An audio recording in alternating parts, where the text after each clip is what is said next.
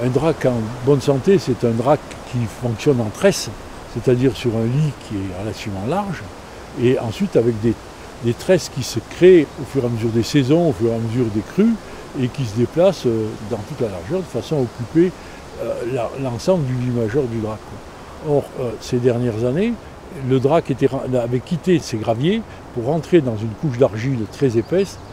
On allait se retrouver avec un canyon de plusieurs dizaines de mètres de profondeur si on continuait comme ça, ce qui était une catastrophe pour notre vallée, au niveau écologique et au niveau disons de la vie de notre rivière.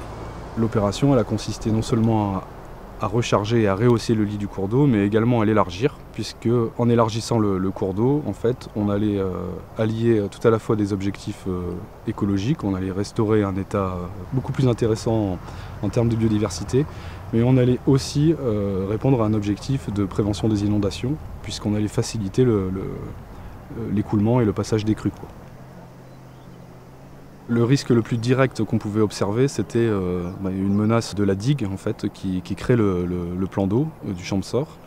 Le drac s'enfonçant, en fait, la digue menaçait d'être ruinée et de rompre, et le plan d'eau de se vidanger dans le drac, quoi.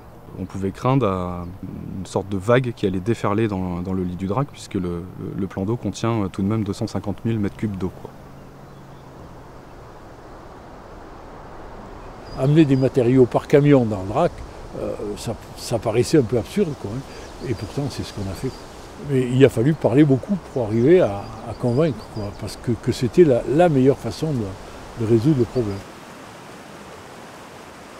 Ceux qui ont bénéficié de ce travail-là, ce sont tous les riverains, parce que leur terrain, maintenant, a priori, ils sont à l'abri de la crue. Tout le monde maintenant peut, de Saint-Bonnet jusqu'au plan d'eau, peut longer le drac. C'est-à-dire que les gens se sont réappropriés leur torrent. C'est leur torrent. Tous les touristes, comme les gens de la vallée, peuvent venir et se promener au milieu de l'eau et au milieu de la nature, au milieu des oiseaux, grâce au chemin qu'on a créé. Après, il y a aussi des pêcheurs qui ont retrouvé un torrent où ils vont pouvoir aller pêcher dans des conditions à peu près normales. On a fait des échelles à poissons. C'est tout simplement pour que ça casse un peu le courant et que ça permette aux poissons, à certains moments, de faire une halte, de se reposer, de pouvoir remonter sur la totalité du drac pour pouvoir frayer sur les sources. Donc c'est un phénomène naturel que l'homme avait empêché de faire.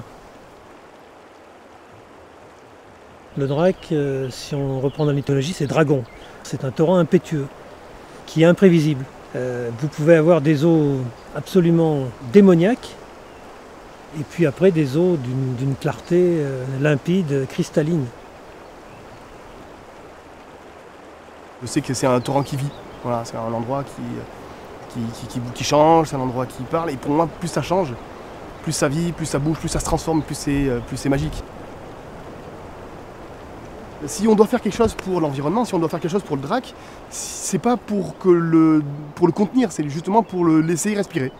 Il veut grossir, il faut qu'on le laisse grossir. On le laissait pas respirer, au contraire, on a essayé de le maîtriser. On a essayé d'en profiter. Finalement, on se retrouve avec un drac qui, peut-être aujourd'hui, a besoin de nous.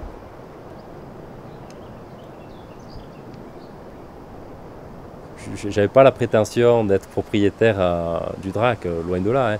On était propriétaire des parcelles sur lesquelles se trouvait le drac, mais le drac, il restera, nous on passera, il restera, et aujourd'hui je pense qu'il appartient à tous ceux qui veulent bien le contempler.